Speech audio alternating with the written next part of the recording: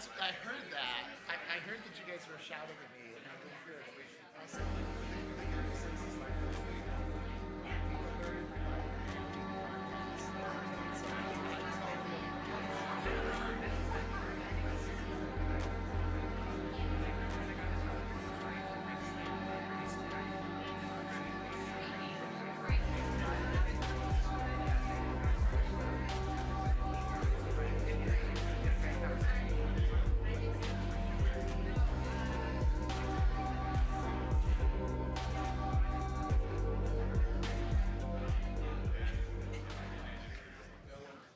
Good morning.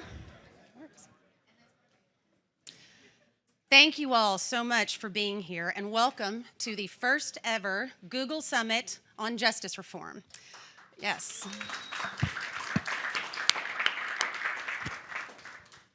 My name is Holly Harris, and I'm the Executive Director of the U.S. Justice Action Network. Along with our sister organization, the Coalition for Public Safety, we represent the largest bipartisan organization working at both the state and the federal level to reform our broken justice system. We are so proud of today's event, and before we do anything else, I want to thank the members of this team.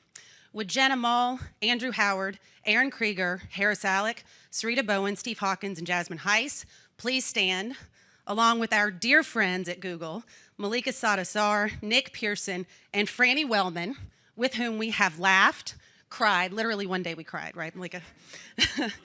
And willed this event to happen in the midst of just a lot of other stuff that's happening in Washington, D.C. right now.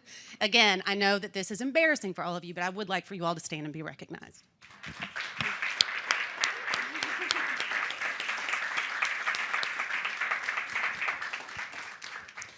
I'd also like to recognize our partner organizations and thank them for proving that the right and the left can still work together in this town. Adam Brandon, would you and your teams with FreedomWorks please stand? I know that NAACP is here. Jorge, Americans for Tax Reform. ACLU, Joe Lupino Esposito, and I think Mark Levin's here, right? From Right on Crime, rolling in late. Yeah. Aaron Cohen and Jamal Hagler for the Center for American Progress. I know I saw Pat, too. And Michael Huff and Patrick Pertl from Faith and Freedom Coalition. I think Lance Lamons is here as well. Thank you all so much for being here. We also have an in-state partner here with us today, fresh off testimony in the Ohio legislature on one of our signature bills, the incomparable Robert Alt and Daniel Dew from Ohio's premier think tank, the Buckeye Institute. Where are you all? Because of their hard work, I think we're going to get a vote on our civil asset forfeiture legislation next week. And now it's my great honor to introduce our governors and the accomplished woman leading our first panel.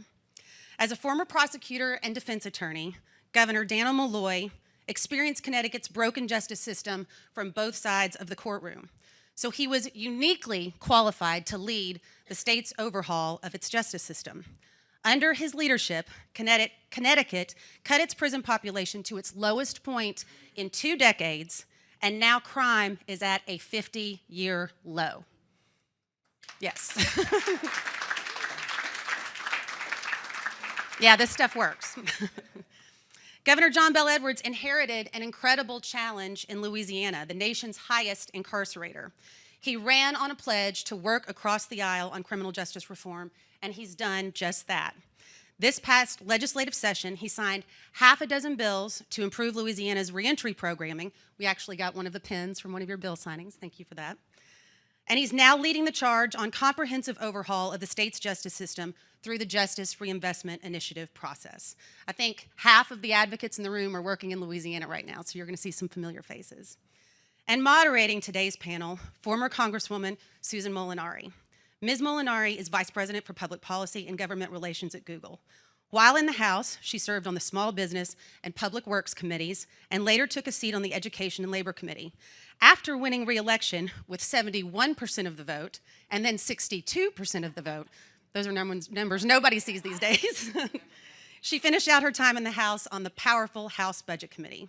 She's been a co-host for CBS This Morning and a role model for young women across the country, including me. Ladies and gentlemen, please welcome Governor Malloy, Governor Edwards, and Susan Molinari for the first ever Google Summit on Justice Reform.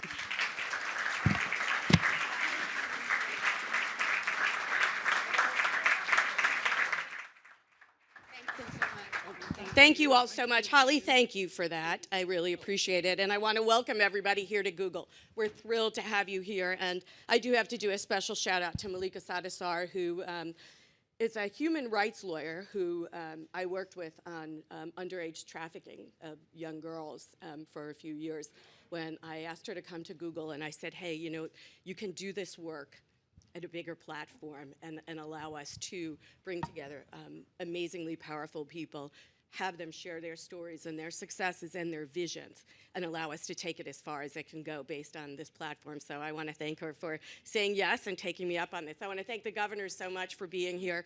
This is just an incredible issue, and I think all of your presence, as Holly said, that you're here when there's so much going on in Washington, D.C., and around this country, that we can capture people's imaginations and hopes as we enter into this holiday season.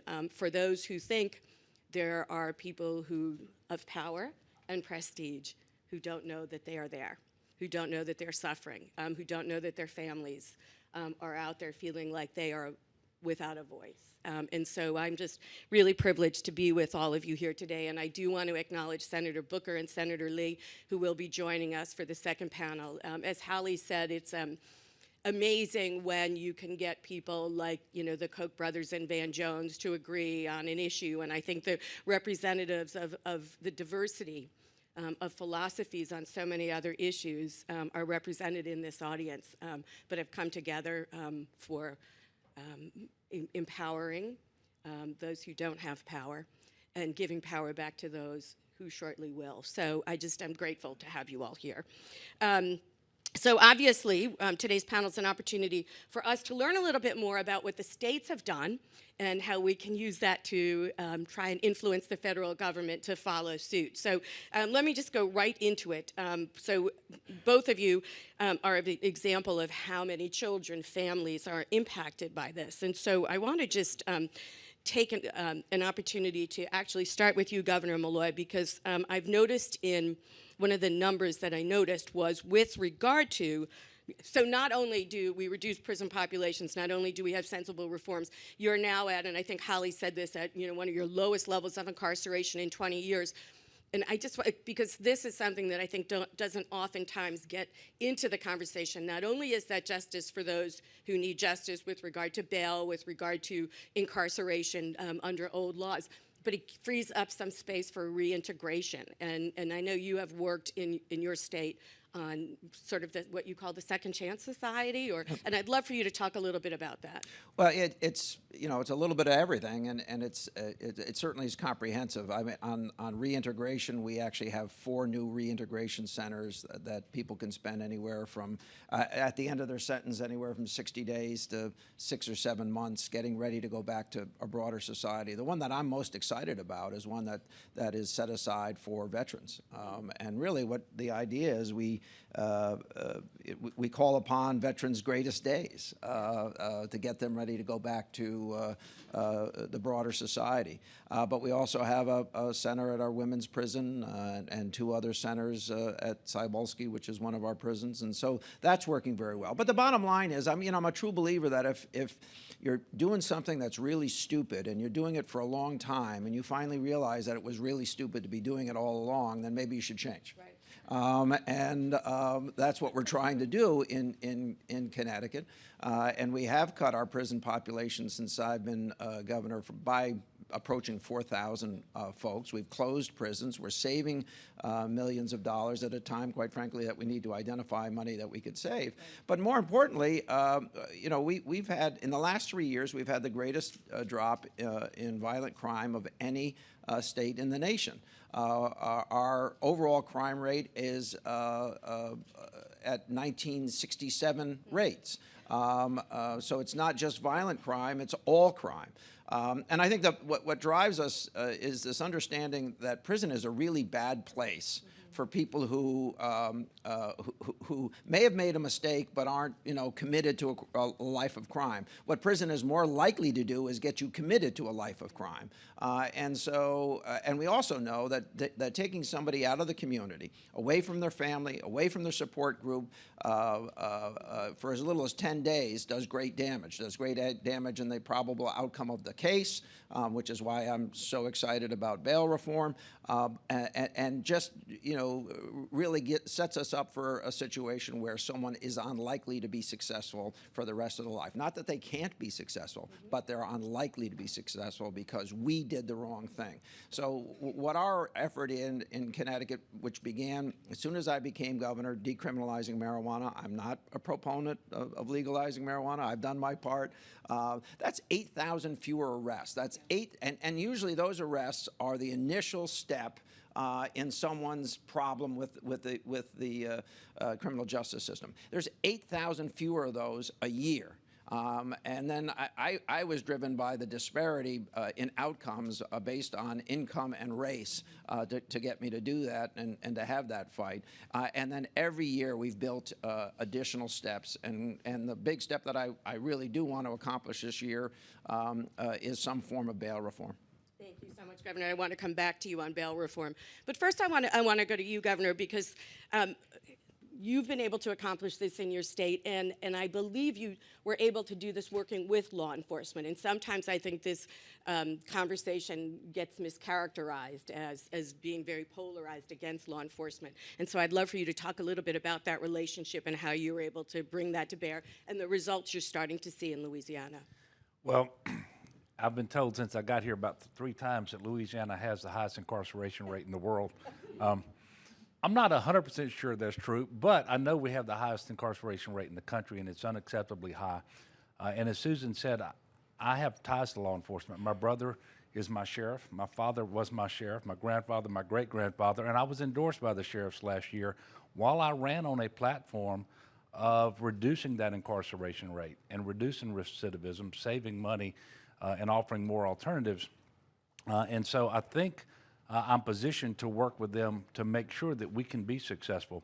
Because one of the impediments to reform, there are some people who are very satisfied with the status quo because we're spending a lot of money in our criminal justice system, quite frankly, that we can't afford anymore. But working with them and making sure that as we decrease the amount of prisoners that are held in our parish jails, by the way, about 3/4 of our state inmates are held in parish jails, and we pay our sheriffs a per diem.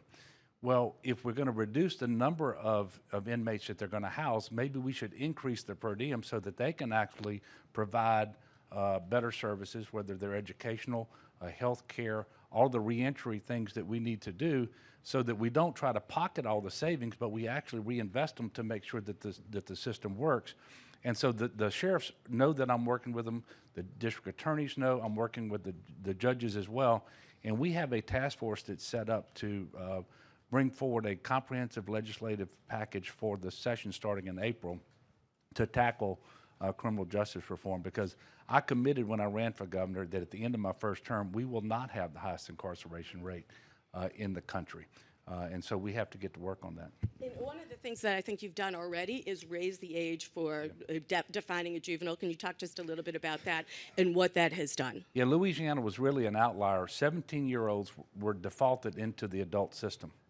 That is a tremendous problem, first of all, because people in the juvenile system are 34% less likely to reoffend. We know that 17-year-olds in the adult system are going to be assaulted in jail. Like Governor Malloy said, you take a kid who would benefit from a break and put them in jail instead, and they're hanging out with hardened criminals. And you're likely to get out a hardened criminal when you didn't put one in prison to begin with. And when you get that felony conviction on your record as an adult, you make it much less likely that that individual will ever be able to support themselves, much less a family, and you almost are directing them into a life of crime because everybody's going to find a way to eat.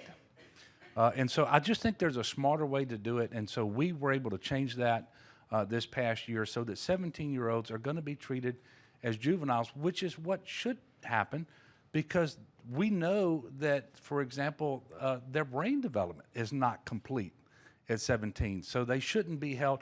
And we take this into account when we pass laws related to when they can join the Army, when they can drink, when they can buy a lottery ticket, and when they can vote. And so why would we not take it into consideration when determining whether they're going to be treated as an adult or a juvenile?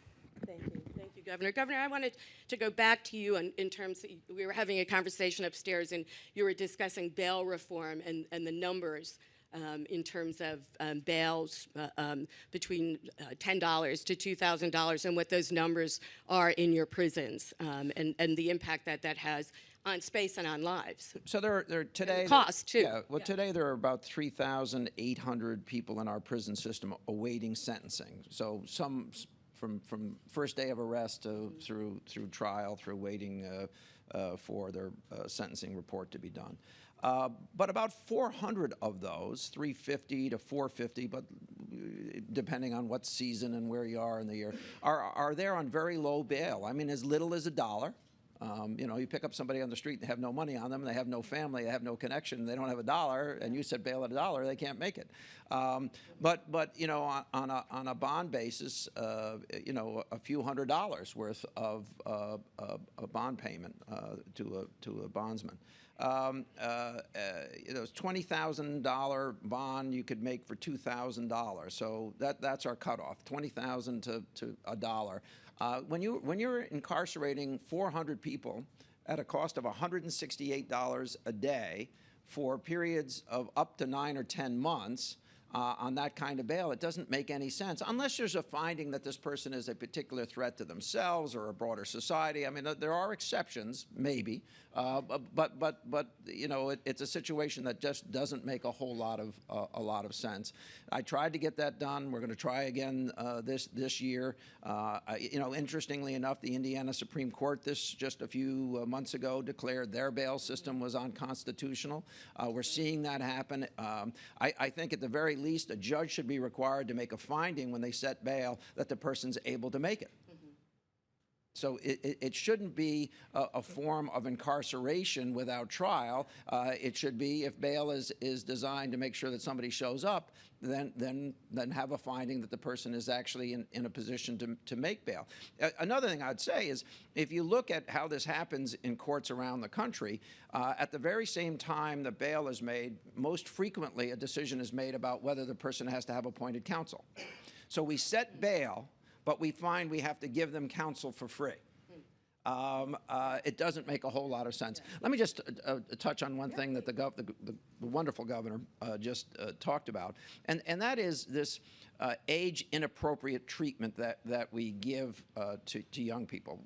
I had to implement taking 16 and 17-year-olds out of our adult system. I actually believe that we should extend that beyond the age of 21. We know the science of brain development. Maturation doesn't happen to year 24, 25. I've called for prisons to be reshaped so that we group people in age-appropriate settings, that we extend things like, you know, youthful offender status to older folks. I mean, a kid in college who makes a mistake, you know, maybe should be given the same chance that a kid who was 18 or 17 who made a mistake. It's the sort of thing where we have to recognize that one size doesn't fit all, that we should take to consideration the science, as the governor said, and we should design systems to bring about the best possible result. The best possible result is a change in behavior that is lifelong, without doing lifelong damage to that individual. So there's lots of things that we could be doing as a nation and should be doing as a nation that would actually save us money, have superior outcomes, and end up with fewer lifetime criminals. So I just want to follow up with you and stay on this, because obviously you have gotten this down pat. You're passionate about it. Yes. You were both a defense attorney and a prosecutor. Was there something in having both those roles that sort of, gave you religion on this issue? Yeah, a lot of what drives me in criminal justice reform are the things that I saw in the early 80s as an assistant district attorney in Brooklyn, New York, and understanding the disparity of outcome based on race and on income. And you have to understand that as bad as our criminal justice system is in some ways, it's far worse if you're brown or black, Sure. or if you're poor. And as a broader society, we simply can't accept in this day and age those kinds of different outcomes based on our supposed one-size-fits-all approach, except there is one moderating factor. If you have enough money in that system to, in essence, buy a better outcome. And what do I mean by that? Get out on bail the first day you show up in court, get a private attorney who's not carrying 120 cases, know how to maneuver the system, have a support network that will write lots of letters for you. That's not how we should be dispensing justice. What we should be doing is, again, we have to have a goal. The goal should be that we have a better outcome. The outcome that you're looking for is less crime. So let's redesign our system that brings that about. And yes, I tried 23 felony cases in 18 months in Brooklyn, New York. I had convictions in 22 of those cases. I don't believe I sent anyone to jail who shouldn't have gone to jail. I did 4 homicide cases. I was a better prosecutor than I was defense attorney. But you also learn about the disparities when you're living in that community. And when I was a mayor for 14 years, the disparities were further reinforced. And when I got to the state capitol, I decided to do something about it. Thank you. We're grateful for your years of experience. Governor, let me ask you sort of the same question. And this was not an issue that was crying out for resolution in Louisiana, yet you decided to really take this and move with it and really sort of show incredible leadership in your state and across the country on this. What motivated you to make this one of your priorities? Well, I spent 8 years in the legislature, and during those years, the budget problems were getting increasingly worse. And in fact, when I became governor, the first year that started July 1st, we had a $2 billion state general fund shortfall. Now, that's 20% of state general fund.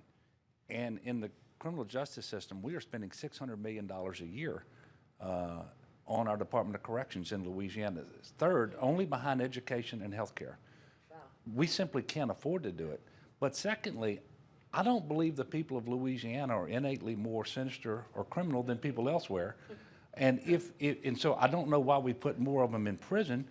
And because we don't have safer streets or less recidivism, then it just doesn't seem to make sense from any perspective. And so I made it a campaign issue.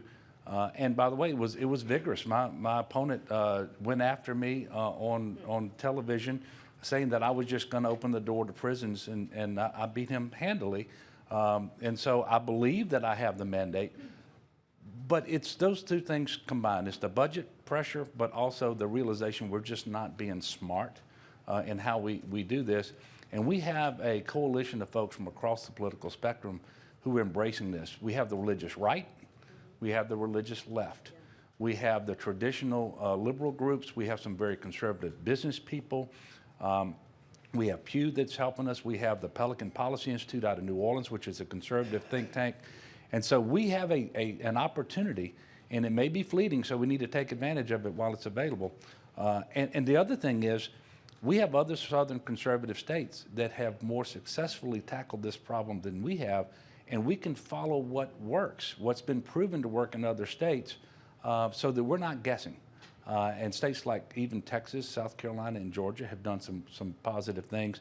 And so we're not reinventing the wheel. We're not going to do things that are unproven, but we're going to commit ourselves to being smarter on crime and not just reflexively tough on crime, because that's gotten us where we are today, and we just simply can't stay there. So as you know, and I again want to compliment you both on taking a leadership role at a time when perhaps this wasn't as acute in everyone's awareness to make these changes and take some political risk. Do you have, talking about political risk, the United States Congress has been talking about this for some time. Any advice to Congress as they undertake this, hopefully, when they reconvene? Well, I would hope that they realize they have budget problems too. But the difference is they don't have to have a balanced budget. Governor Malloy and I suspect you do. I know that I do. But I would just ask them to be bold and courageous and not do what has probably for decades been the politically expedient thing to do, and that is to never allow an opponent to characterize you as being soft on crime.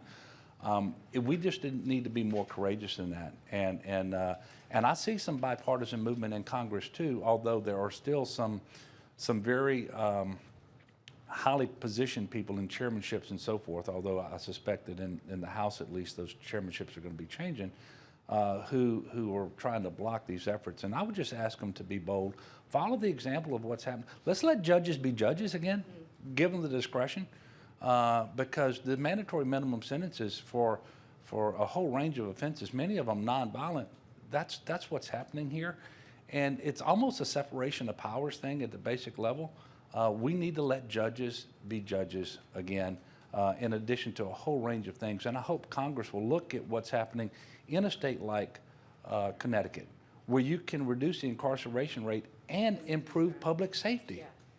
You know, and by the way, the two things, you would think if you locked everybody up, the streets would be safer. But because we are locking so many people up, we are preventing them from being able to get gainful employment, support themselves and their family, and in their period of incarceration, they are learning how to be criminals better than we are rehabilitating them. And so let's just encourage them to be bold and acknowledge their own budget issues. Thank you, Governor. A couple of quick things. United States represents 5% of the world population and 25% of the incarcerated individuals in the world. I mean, that's how disparate this is. And on a racial basis, black and Hispanic folks are far more likely to be incarcerated for the exact same offense than a white person is. And our incarceration for black and Hispanic people is more than twice what it is for our white population. Actually, in some cases, it's as high as 6 times in individual states and places. So you have to understand that there is that disparity. But I want to go back to what the governor just said. I think prisons, for nonviolent offenders, prisons are the place you go to get an advanced degree in criminal behavior. That's what they are. You go in as a nonviolent offender, you're far more likely to come out as a violent offender. That's the reality. We can test it. We do test it. We understand what it is. So having a one-size-fits-all proposition for nonviolent and violent offenders doesn't make a whole lot of sense. And by the way, I'm not writing off every violent offender either. I think there are better ways to treat them. But we have does it really make sense to have someone incarcerated for a lifetime for 3 or more shoplifting events? I mean, does anybody think that makes at 100 in my state at what it would cost $168 a day? Does that make any sense at all? So we really do need to continue the process of examining our presumptions. And one of the things that we took on in Connecticut, and I'm glad we did, was this law that if you possessed drugs within 1,500 feet of certain institutions, schools being one of them, and other centers, then mere possession exposed you to 2 years of incarceration. Now, that was a reaction to drugs becoming more popular and people, thinking that they're selling at schools and that sort of thing. Except that meant that anywhere in Hartford, anywhere in New Haven, almost anywhere in Bridgeport, in 60% of Stamford and 60% of Norwalk and in most of Waterbury, big centers where disproportionately our black and Hispanic folks live, they were automatically exposed to a very different treatment than if they lived in a suburban or a rural area. It may not. I don't think the intention was to have a racially disparate outcome or to send a whole lot of people to jail unnecessarily. But once you understand that that's the outcome that you're producing, then you're obligated to change your course, and that's what we did in Connecticut. Well, thank you so much. I do want to just close by, first of all, again, thanking you. I'm so taken by all the statistics, the thought, the heart and mind that you've brought to this. I am haunted by when we talk about making criminals and reintegration. Malika had an event here a few months ago with a panel of individuals who had their sentences commuted by the president. And there was an older gentleman, I think, who had just gotten out of jail for, a 3-strike selling marijuana, something, that had happened and had been in jail for quite some time. And instead of being you would think I was expecting, in my ignorance, this fellow to be joyous that he was out, that he got commuted, and he was so confused by what he was supposed to do next. He didn't know how to react to his daughter. He didn't know how to get a job. He didn't know things to do first. And so what we have done to this man, so that even being free and being with his family was something that was a real challenge for him, when his crime was something that he wouldn't even be prosecuted by today's laws. So you asked earlier what senators and congressmen and other governors could do. I have visited prisons about 16 or 17 times at this point while I've been governor. This past year, the president was the first president of the United States to visit a prison while he was in office. I think senators and congresspeople and governors and mayors actually need to go to prisons on a regular basis and understand how defeating these institutions are, and the results that are coming out of them unless we change our approach to this kind of stuff. And so, I challenge every member of Congress, Senator, or House of Representatives. You go back to your district almost every weekend. You have 4 days. You have 4-day weekends almost every week. Go to prisons 4 or 5 or 6 times a year and visit how defeating an organization we have built and how many nonviolent offenders are incarcerated for long periods of time. Just as a point of personal privilege, when I was in Congress, I represented it's closed now, but it was a minimum federal facility, and I can't remember all the circumstances surrounding it, but some of the prisoners were phone operators, or and the community got concerned, and I went in there, and it was the first time that I had gone in there. I felt bad about that, and then got to meet with these prisoners who, were saying, "Please don't take this away from me." They were making, a quarter, an hour or something, but it just meant so much to them to have a reason to get up and to hear other voices, and that made such a lasting impression on me. And again, I went there for a different reason, but I wound up learning an awful lot, and I think probably became a bit of a wiser member of Congress. So let me just say, by closing, thank you, governors, for the leadership that you've taken, for taking your time here today. I just consider this a great honor to be sitting between the two of you based on the work that you've done and the leadership that you continue to show in this nation. So, ladies and gentlemen, can we just please have a round of applause for our two governors? Thank you.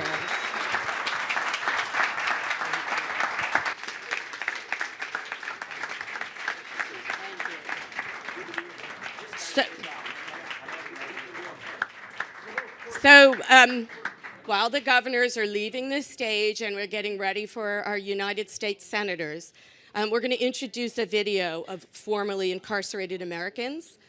This is Speak Freedom. It's an amazing video by Washington Post editor Chris Jenkins. Is Chris here? Thank you, Chris. We'll get you to stand up. And why don't you come take a front seat while everybody's gone? Come on, Chris. Oh, that's right. Chris and I met at our party. It is the voices. Well, we'll wait till it's quiet, because this really deserves some attention.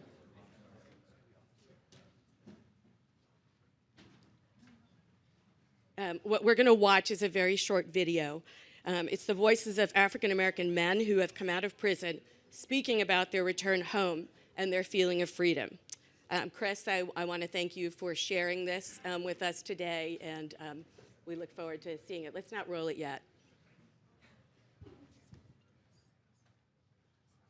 I'm not asking the governors and the senators to move along, so let's just take a second. Freedom is.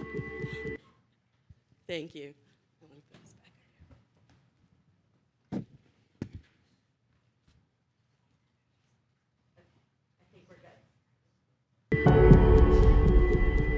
Freedom is what you want it to be. Freedom is a privilege, liberty, an opportunity. Joyful. Ain't nothing like freedom. Freedom is life, Having a sane mind. loving, living, laughter. That's how I would say it. Freedom is having the ability to provide for what you bring into this world. Honestly, I think the only word to define freedom is freedom.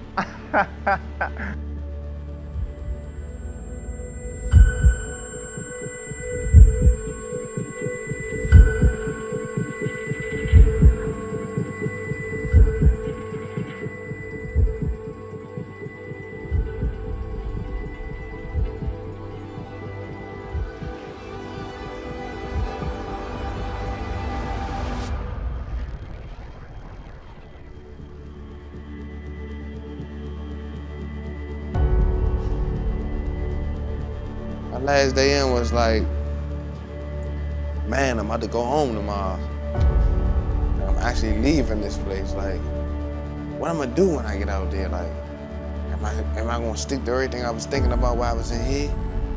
The last day, I actually couldn't go to sleep that night because my mind was just racing. I was incarcerated longer than I was free. I spent 2 years consecutively in solitary confinement. There was a joyful side that I'll be leaving and gaining my freedom. And there was a sad side because to know that I may not see them again was very sad.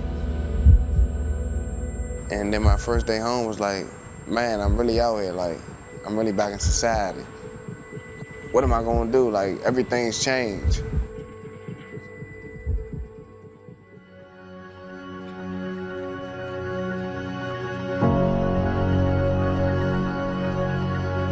When I first came home, the first person I seen was my mom. It was like, we really didn't say anything. We was like, just keep hugging each other and smiling. And it was like, man, Mom, home. I'm finally home. First person I saw was Krista Graves, my girlfriend. We hugged and kissed and cried on each other's shoulder. Tears formed in my eyes once I seen her. And I got tears forming in my eyes right now just thinking about it. It's not a day goes by that I don't text my mother or text my sister, good day, good evening, have a productive day, hugs and kisses all day. We see each other every day. It's like the love and the clinginess, like it's only been magnified. I actually went and ate some curry out, some chicken lo mein. Tastes like a steak to me. Cutting grass, doing man things around the house for your woman that you haven't been able to do, things that other men may have gotten tired of doing, and it gives me a sense of my manhood back, and I need to do them.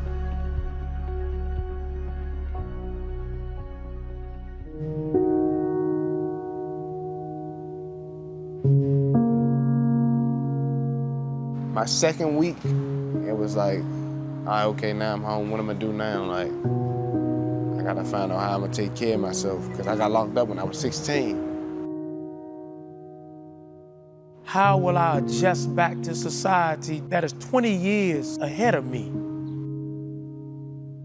When I first came home, I get on the wrong train and end up somewhere else. The internet has changed. Technology has changed. This is gonna be crazy. I had to learn how to cross the street, man. Going to try to apply for jobs and getting turned down. And I just felt lost. I felt like a baby. I didn't know anything. I didn't have any guidance.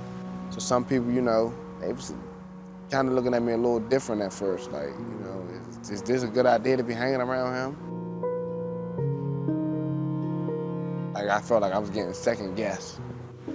I've been rejected by family members coming home. I felt as though I wasn't wanted anywhere. How do I adjust to my family? How would they adjust to me?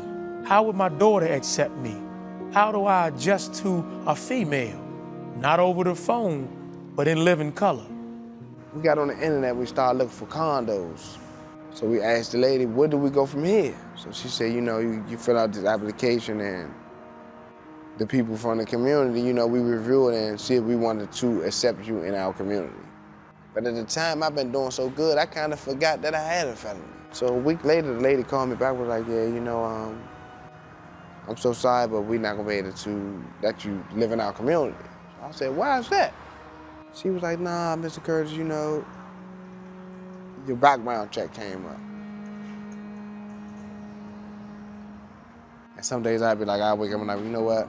Forget trying to stay on the straight path, man. I'm gonna just go ahead back to the streets, man, because it's like, that's the only thing that's gonna work for me.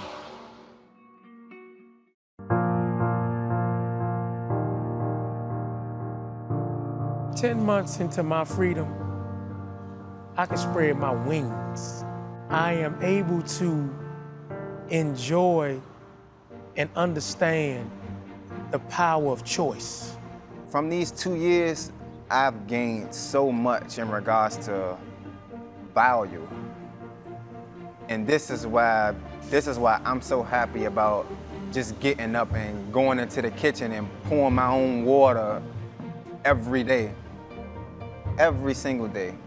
I walked in my front door and I opened it up myself. Like, this stuff is like renewed every day. Every day. And the moment I began to feel like unappreciative of anything, I always reflect on that time, that 2 years. Like, I would have done anything just to get up and open my door. I started surrounding myself around different people and positive people. Like, I overcame my fear of like going back to the streets. So like now I know it's like, that's not even an option for me. Now that I see more to life than just a standstill, it's more to life. With love in it, it's beautiful. And with the freedom, all in one. I don't care if I fill out 100 applications and 100 people deny me. If I fill out 1,000 applications and 1,000 people deny me, it's like somebody's gonna hire me one day. One of my biggest dreams is to open up a transitional house just to provide support to my community. That's how I define my success. But what we have to understand about freedom is that freedom begins in your mind. I was free before I left prison. I'm just the kind of man that I'm just not gonna let you lock me up. I'm pretty much loving like freedom.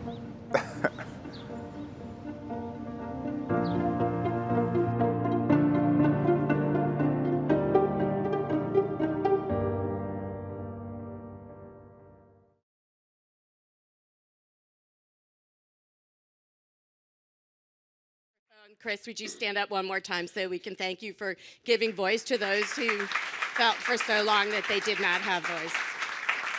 Thank you. All right, and I am going to turn the microphone over back to Holly or to Malika. Oh, to Steve. Okay, to Steve. I do want to, again, while I have the mic, thanks the senators for taking time here, for their leadership on this very important issue, and for taking time to be with us today. So here you go, Steve. Thank you.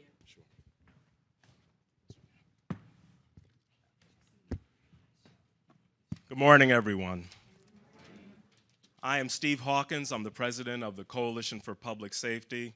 And that film reminded me so much of why we do this work, that it's not numbers, but real human beings, people whose lives should be valued. There are no throwaway people in our society. Everyone is deeply deserving of the second chance. And I am proud to sponsor this event with our sister organization, U.S. Justice Action Network, and to be in a room with so many advocates for justice, both from the progressive side, conservative side, our partners, all united around justice reform. And it is my honor to introduce our next group of champions. We are joined today by New Jersey Senator Cory Booker and Utah Senator Mike Lee.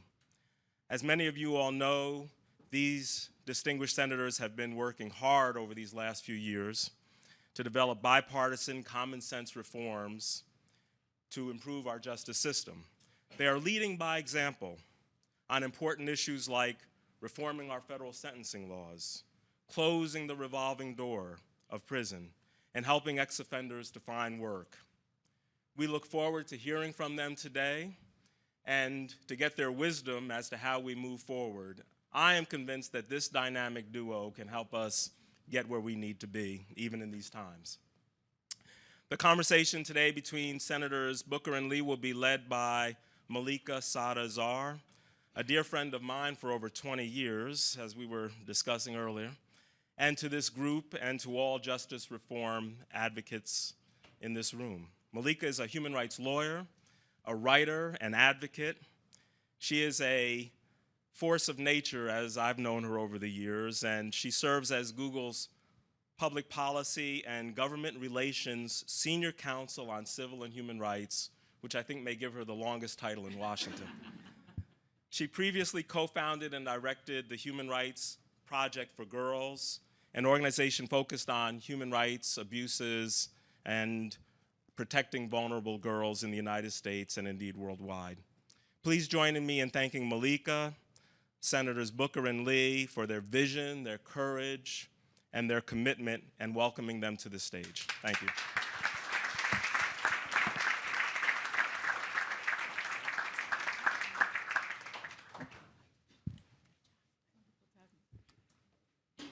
So this was supposed to be a fireside chat, and we were going to have like a digital fireside, but we couldn't make that happen, so apologies.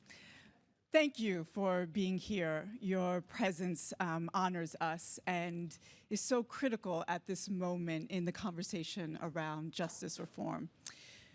So, Senator Booker, Senator Lee, I wanted to start out by saying that, you know, I have done this work around justice reform at the federal level for almost 15 years.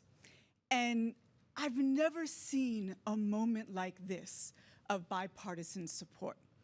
And what I want to understand better is, why do you think that's happening? And why have you each, in your own leadership, chosen this issue as a place of your commitment and passion? Senator? Whoever wants to go first. Senior Senator.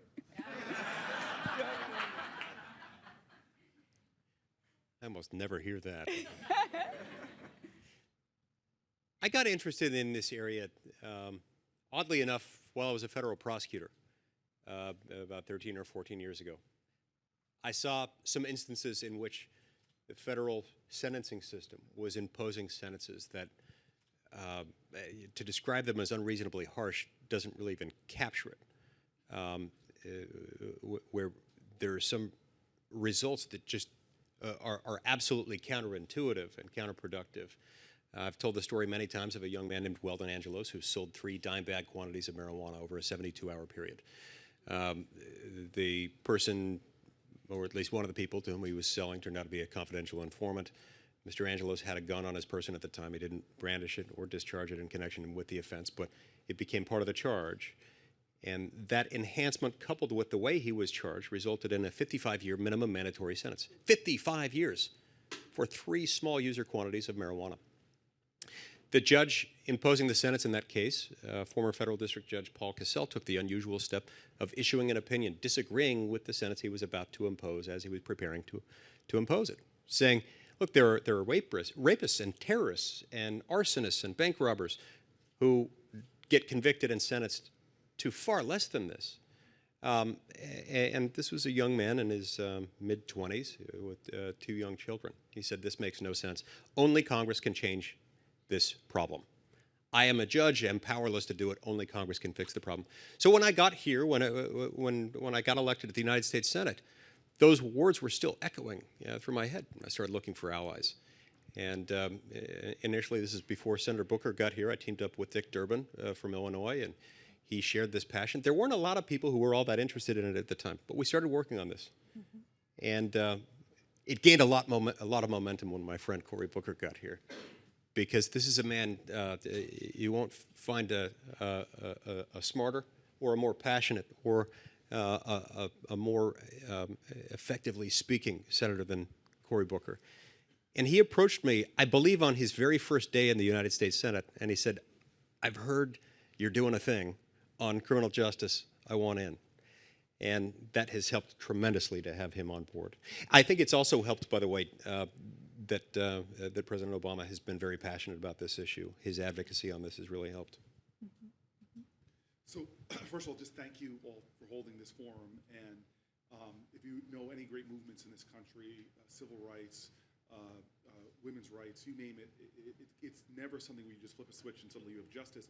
It's constant conversations, constantly talking about it, constantly pushing on it. And that's why this is so great. Are you worried about my microphone? Because I don't need a microphone. How's that? All right.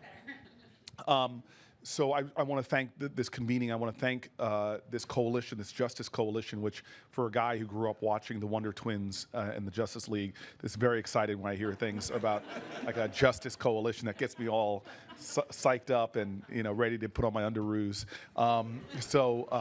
But thank you for creating this broad-based coalition. It's pretty extraordinary. Senator Lee, I call him Mike so much it's hard not to do that reflexively.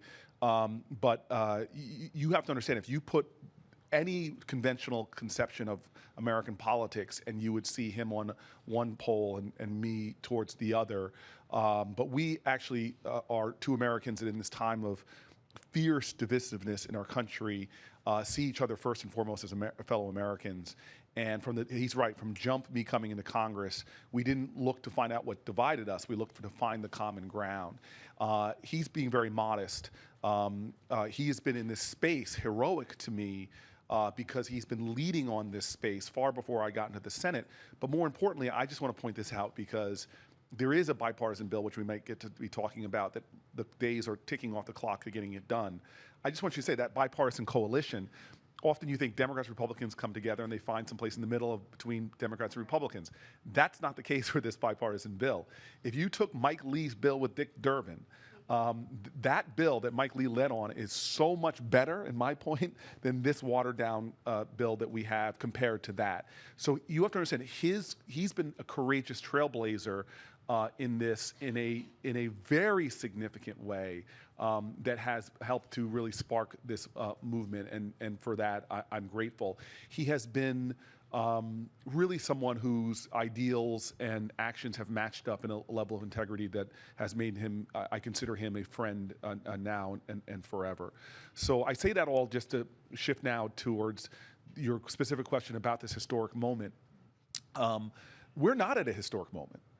A historic moment would be a president signing legislation that transformed the situation. We are at a tragic moment where every day that we go without acting, there are people in America who are living examples of how we are violating our principles and ideals as a country. What are bedrock principles for both Mike and I? I believe in these ideals. First of all, this ideal of equal justice under the law. I would put my life on the line for that ideal. Another ideal, injustice anywhere is a threat to justice everywhere. That's in the core of my being. I was learning that around eating my Cheerios around the table from my parents, telling me stories about why Jews died in the civil rights movement with Goodman, Cheney, Schwerner, that weren't necessarily directly affected by the civil rights movement, but lived and died for that ideal that injustice anywhere is a threat to justice everywhere. And then there's just Americans. I mean, give me liberty or give me death is a rallying cry in this country. And this space, criminal justice reform, violates of criminal justice realities here, violates those fundamental American principles.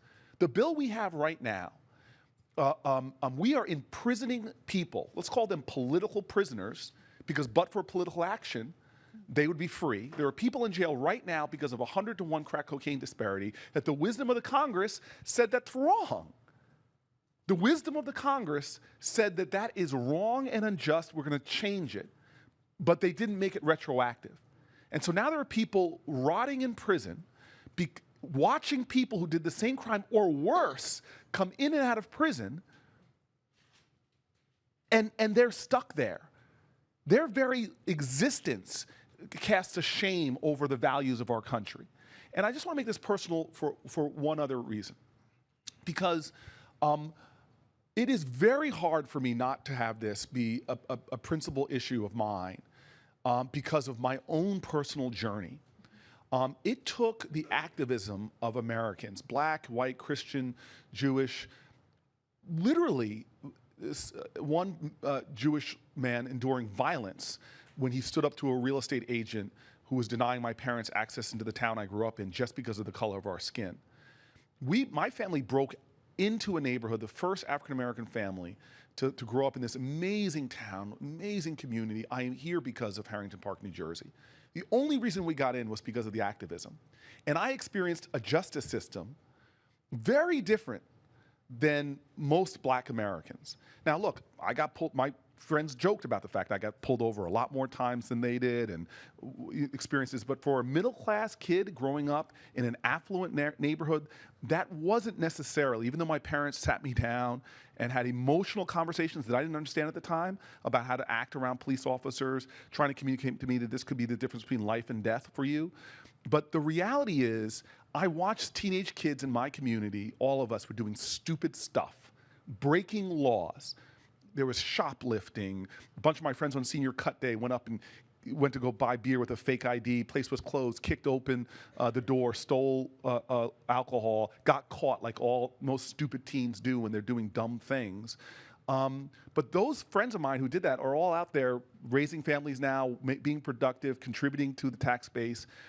And then when I become a teenager and I start this long journey from my 18th year until my 47th year of working in, primarily my life has been working and living in urban communities, I was stunned to experience a very different justice system where those same dumb things that teenagers do don't end up in parental interventions and the right outcomes, but they end up in kids being thrown in jail before they've even been tried, disappearing from the world. I did a storefront, worked in a storefront in East Harlem when Giuliani was doing these sweeps of streets, because I was astonished as a young law student to realize that those kids arrested on a Friday don't even have a chance of being processed until Monday, sitting in jail. First time I visited Rikers Island, stunned to have children telling me, that they've been in there for 6, 7, 8, 9 months before they even get a trial. And the situation gets worse from there. Black teen in my, now he's in his 20s, but he was a teenager at the time, in my office 2 weeks ago, who knew he was innocent, public defender who has 100 cases, 200 cases, 300 cases, that's not defense. Can't find that kid innocent and says to him, you should take this deal, you get out right away, you'll get out, but you'll be a felon. Nobody's explained to that kid what it means. They said, if you don't take this deal for the prosecutor, you're gonna be moved to adult court, you're gonna face 46 years.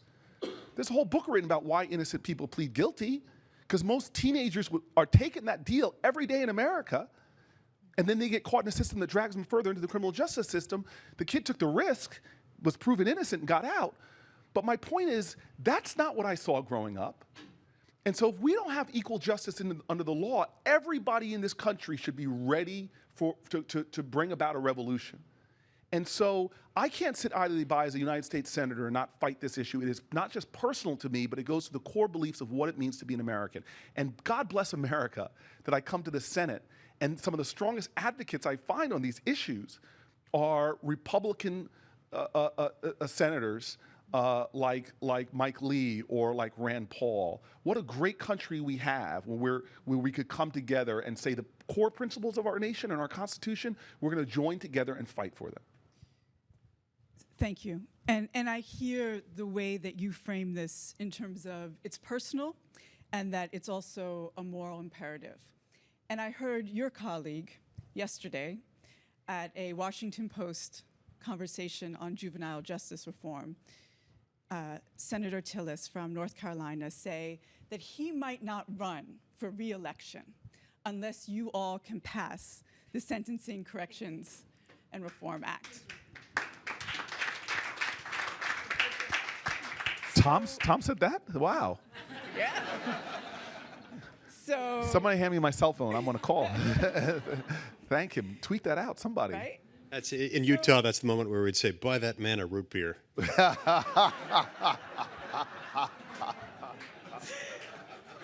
So there's serious moral urgency, right? We have a new president a new Congress, a new DOJ coming in, is it possible to really heed this call for the passage of major comprehensive reform and this call for a change in mass incarceration? I think it's not only possible, I think it's an imperative. In other words, because there's such a morally compelling reason to do this, I think we got to make sure that it happens. So sure, I think it's possible, and I'm going to make sure that it's possible, along with my ally, Senator Booker, and a number of others who have joined in this cause. Now, with the passing of authority from one administration over to another, and with the new Congress, it doesn't necessarily mean that the legislation will remain in exactly the same form. It is, I wish we had passed this legislation by now.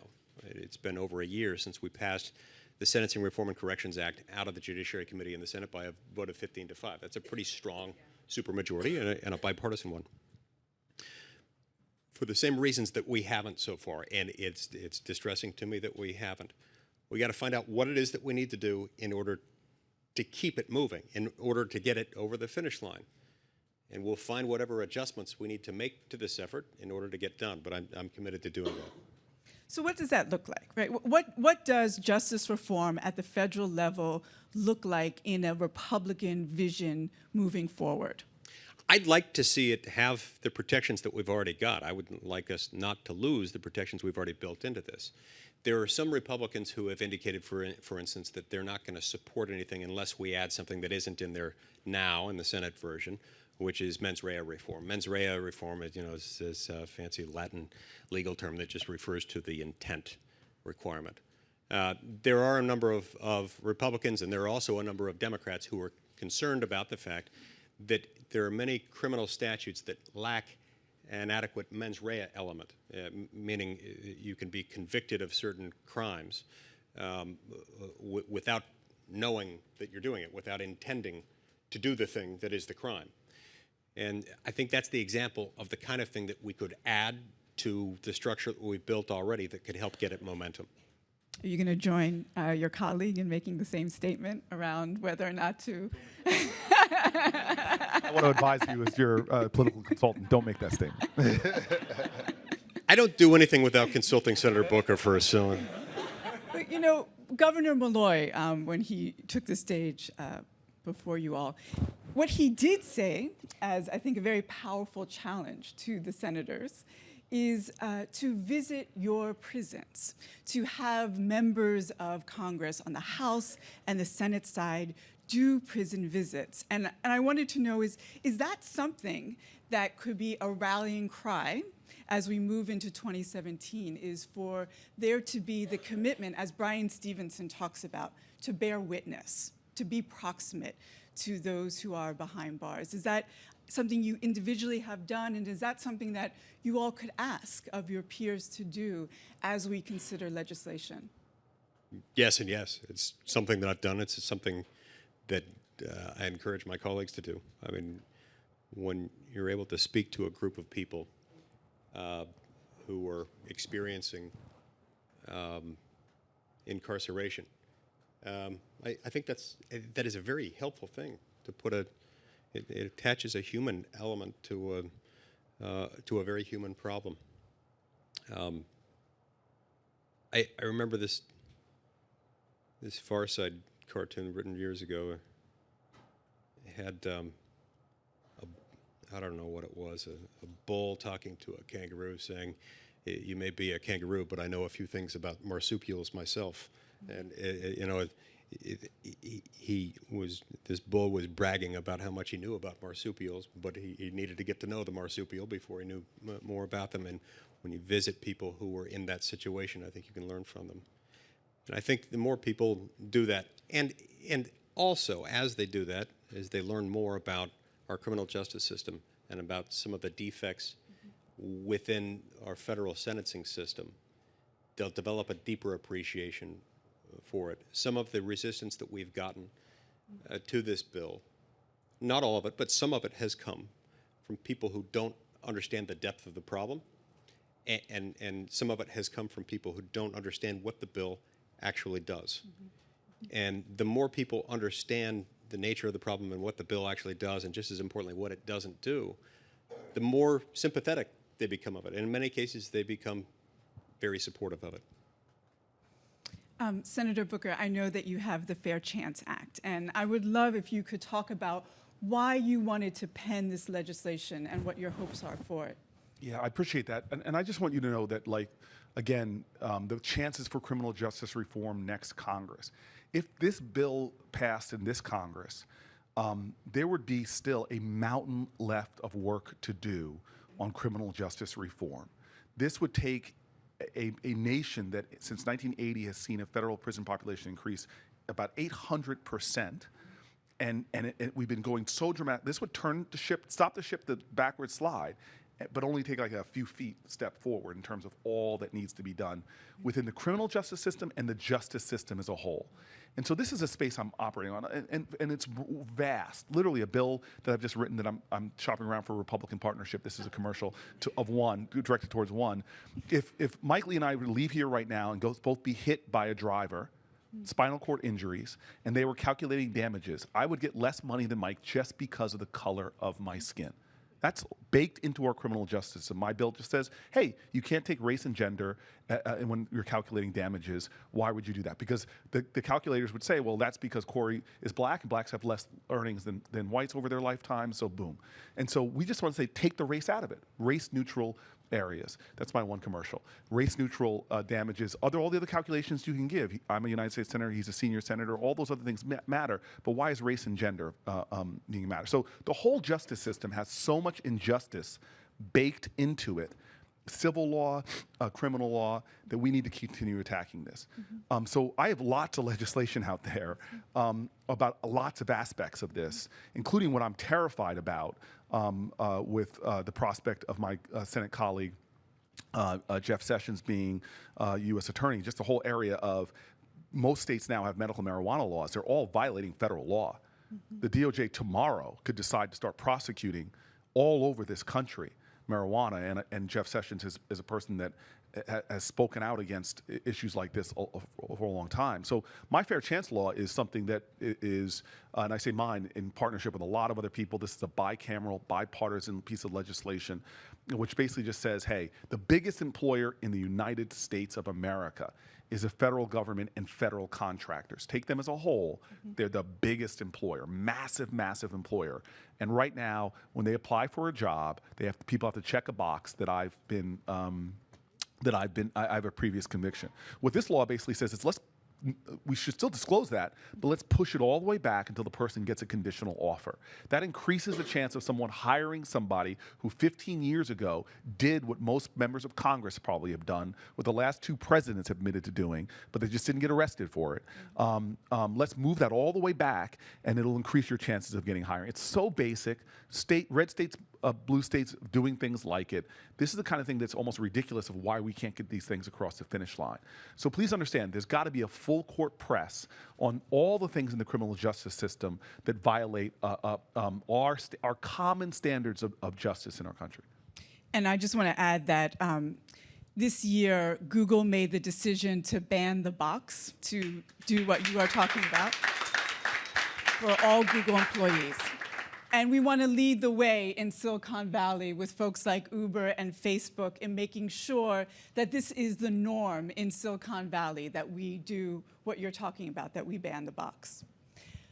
I know that there has often been the criticism that you've received of, if we pursue these reforms, that we will be soft on crime, and that there will be a consequence of seeing the crime rate spike. And we've been told that, right? There have been studies that have been pulled by certain folks who have said that, when we look at taking felonies and turning them into misdemeanors, we are often endangering the safety of our communities. And sometimes we hear that from law enforcement. And I want to know, what do you say to that? What is your response back to the soft on crime accusation around here? First of all, when we delegitimize the system by having laws in place that result in irrational sentencing, that itself creates a perception that in turn creates a lack of trust between law enforcement and the communities that our law enforcement personnel are protecting, that isn't helpful to promoting the rule of law and to ensuring public safety.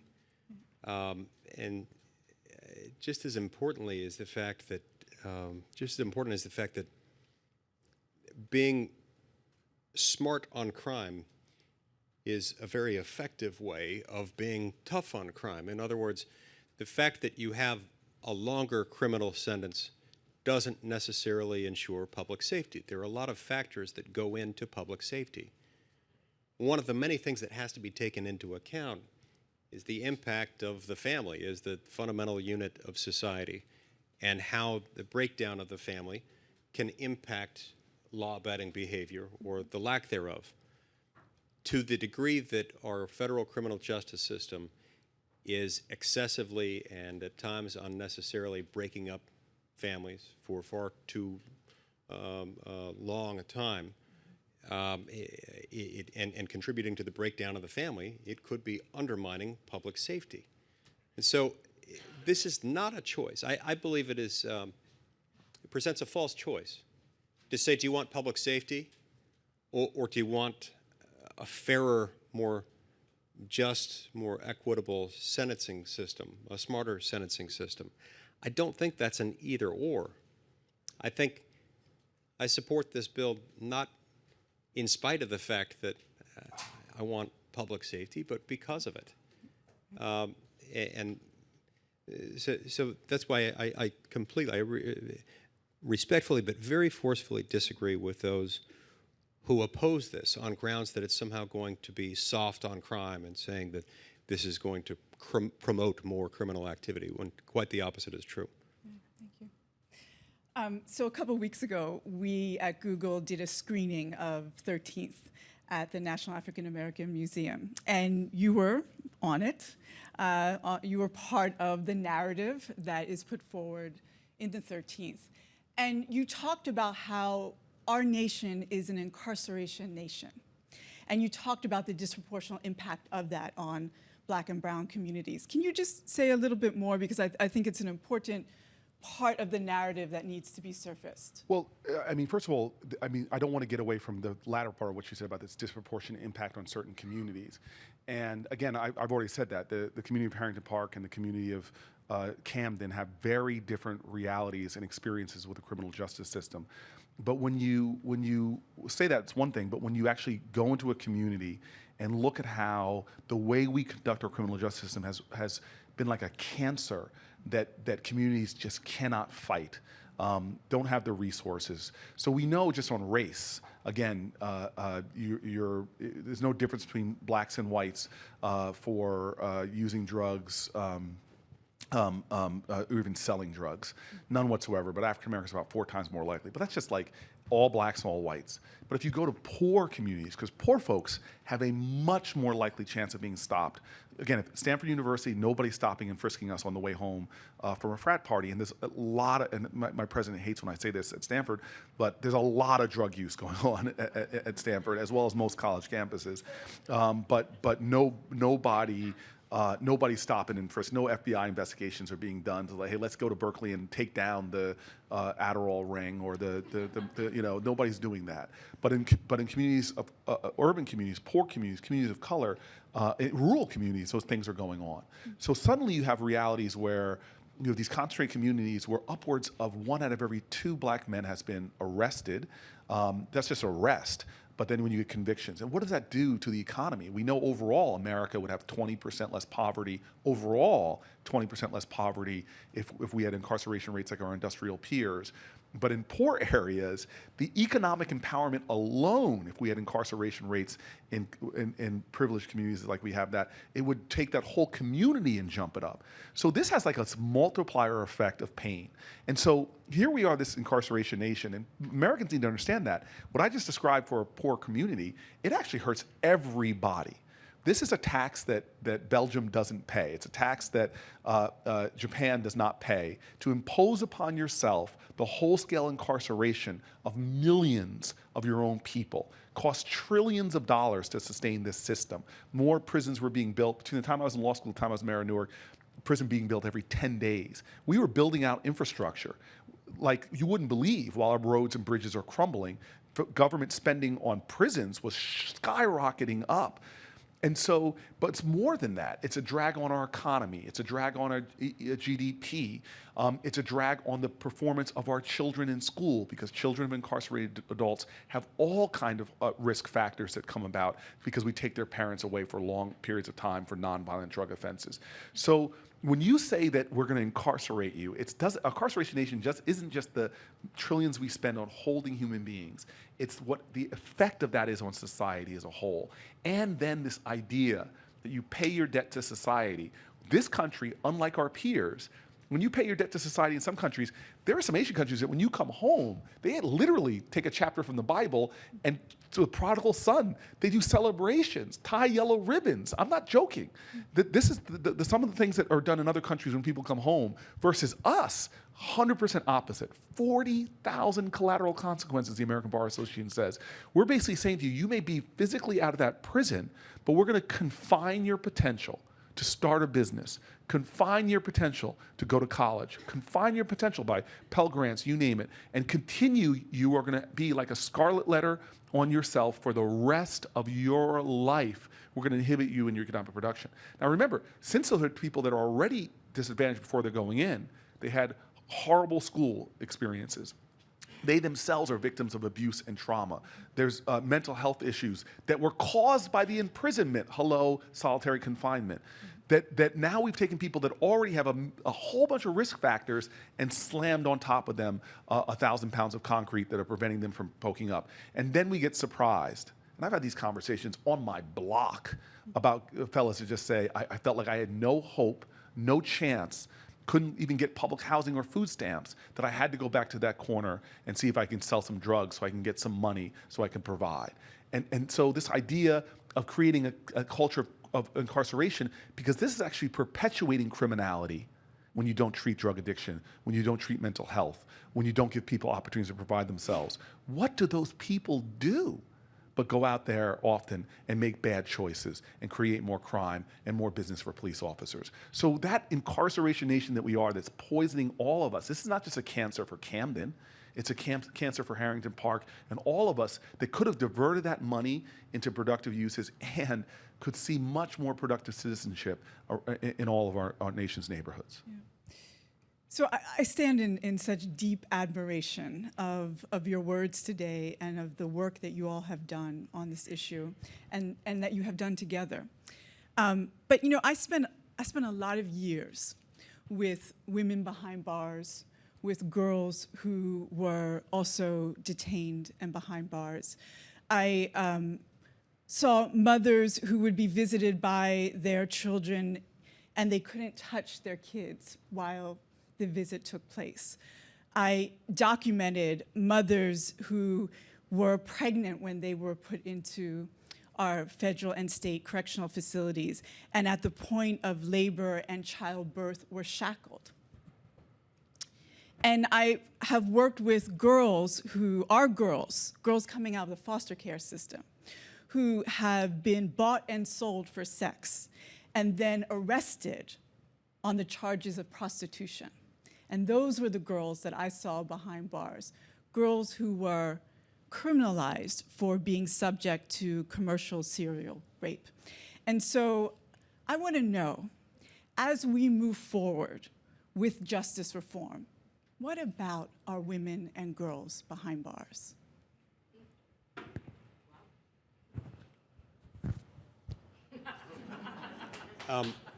That is a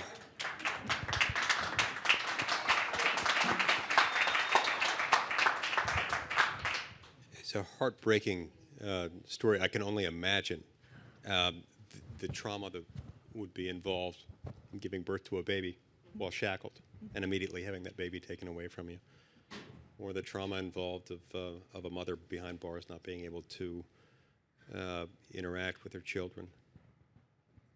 The idea of girls being arrested on prostitution charges after having been trafficked commercially and been arrested, that is unconscionable. There is no doubt that there are enormous problems within our system, including problems that extend to women who are incarcerated. This is an aspect of the problem that doesn't get addressed as much, in part because there are lower rates of incarceration among women. This can be the kind of area that can be intimidating as you approach it. It's like a Mount Everest of problems, and it can be deterring to some people in even approaching it. I wish I had an answer for how best we can deal with women behind bars. I don't know that I have one. My approach with this has been to start with the areas that I know that we can address. We have to remember that most of the prison population in the United States is behind bars pursuant to a state conviction under state law in a state prison. The overwhelming majority of prisoners in America are there for that. And essentially all of those that you described in your latter example of the young women charged with prostitution, that would be almost entirely pursuant to a state law. We can't fix all of those because Senator Booker and I are only federal lawmakers, but what we can do is start with what we can address through the federal legal system. And it does end up having an effect. Even though we might be only the tip of the spear, the tip of the iceberg, sometimes the federal system is the leading edge because a lot of the time states will either copy what we do or states are in some instances influenced by what we do. One of the reasons why I'm convinced we've had such a, even though the federal prison population is still a small segment of the overall incarcerated population, one of the reasons why it's increased 800% since 1980 has to do with the fact that because we've had so many sentences that are so much higher through the federal system than through the state law analog, prosecutors will often defer to one another. A state prosecutor will, in many cases, defer to a federal prosecutor because they know that if the case is handled federally, it will result in more prison time. So if we can try to address some of these disparities within the federal system and try to address some of the underlying problems, our hope and our expectation is that states will do the same. And in fact, many states are already taking the lead. Mm-hmm. And some states that have tried it have had great success with it and have actually enhanced public safety. Mm-hmm. So this is what I and again, there are definitely days that I curl up in a ball in my bed, and those are the days I always say that I find out that the courage that's most often seen in America, not seen in America, but evident in America, those people that understand that courage sometimes is just taking a deep breath, going to sleep and getting up, and going back out and fighting the next day, even though it seems like you're screaming in a hurricane. And I love my country, and I have faith in my nation, but I get confused sometimes. I don't think there's any more. Nobody in the Senate is more of an animal rights activist than I am. I can say that right now, confidently. There's a lot of folks that have done a lot to stop egregious abuse and things like that.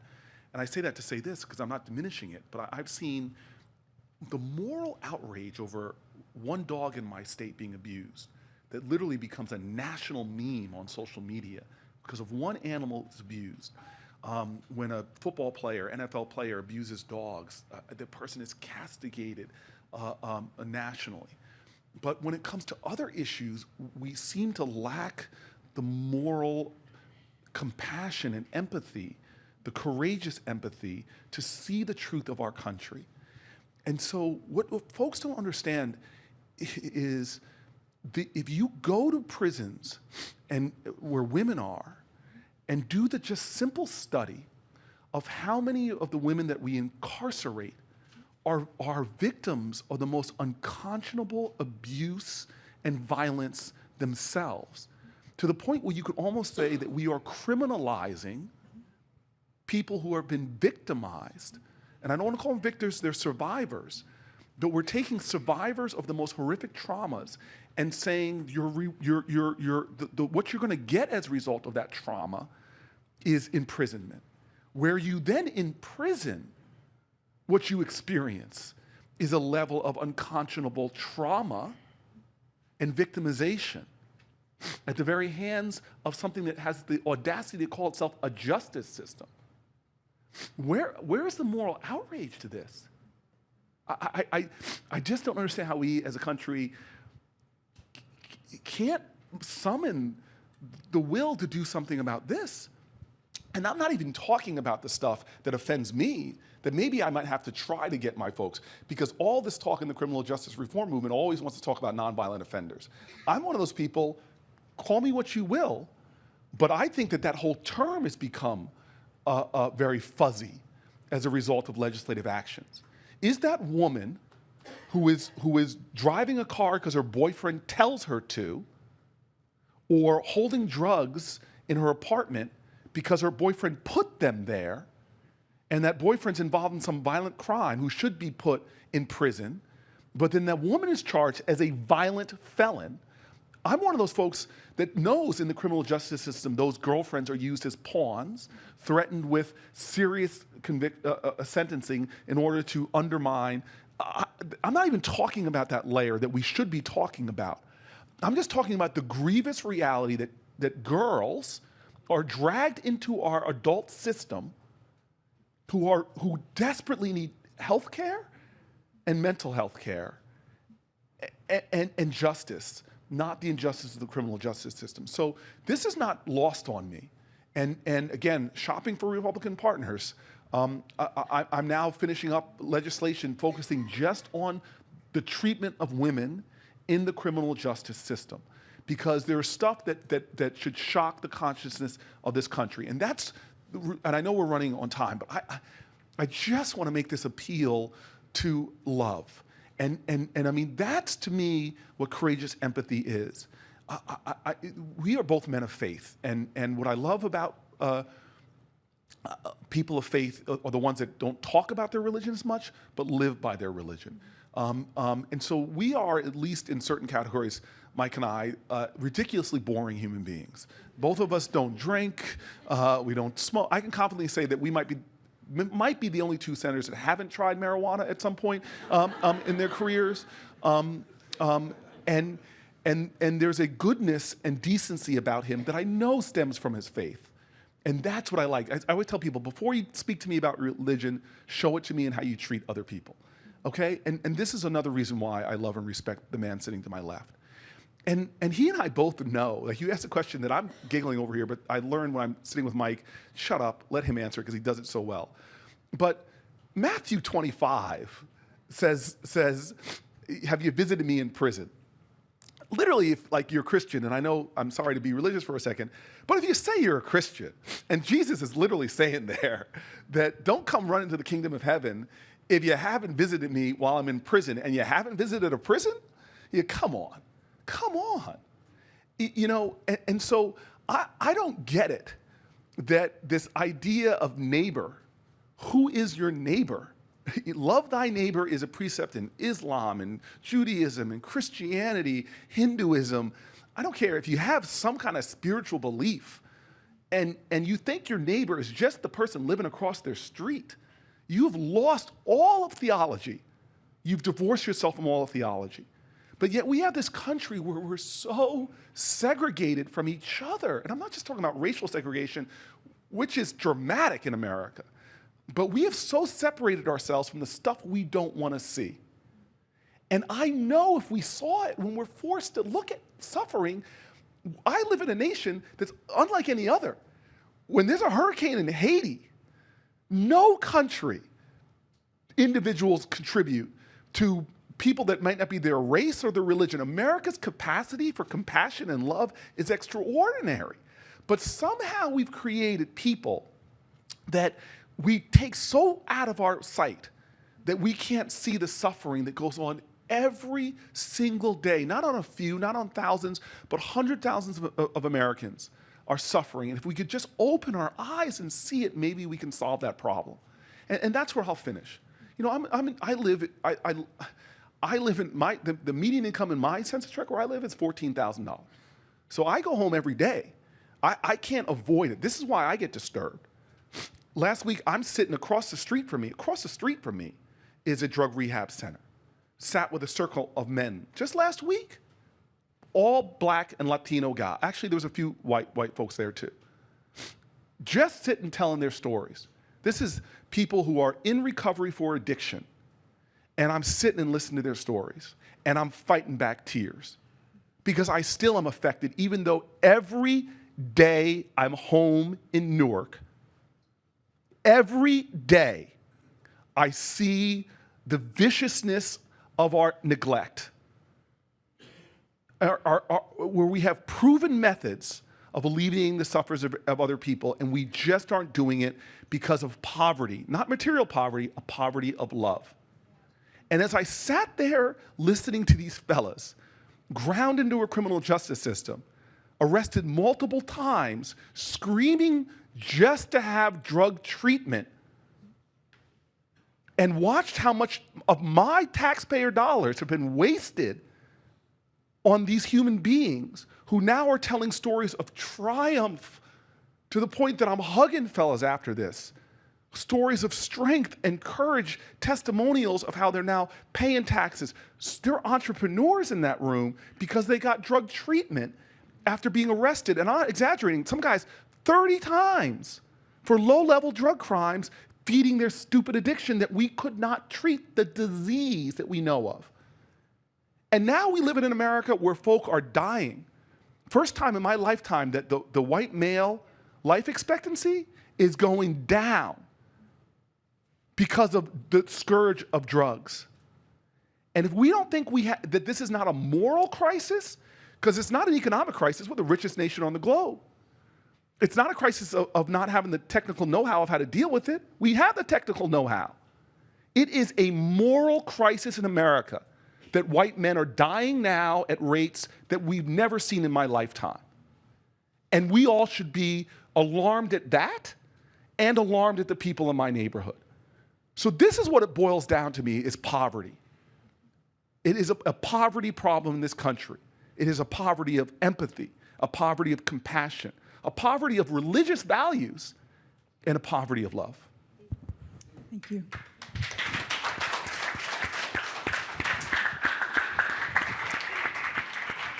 I want to invoke Brian Stevenson again, who says that injustice flourishes where there is hopelessness. And so thank you for giving us hope today, for allowing us to see the possibility of reform actually be advanced in the year to come. And thank you so deeply for your commitment to this work. Thank you. Can we all?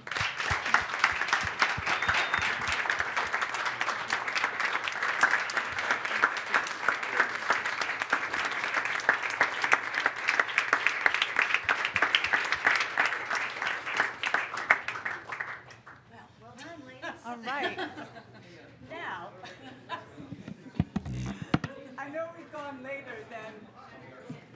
we've gone later than we were supposed to, but before we leave today, I just want to give a huge thank you to Holly Harris and her amazing